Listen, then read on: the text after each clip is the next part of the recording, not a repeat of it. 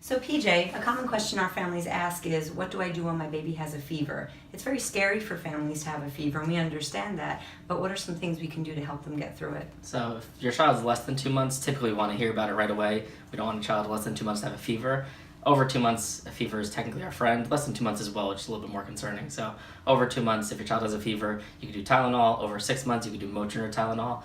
We actually want the fever to happen as long as your child is comfortable. So we want to treat the child, not the fever, and not necessarily just give your child medication based off of the number. Yeah, that's really important. And it's important to keep your child hydrated during a fever, and we also want to keep them comfy and calm.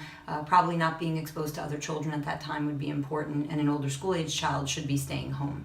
People also get worried about when to go to an emergency room. We get that call at night a lot.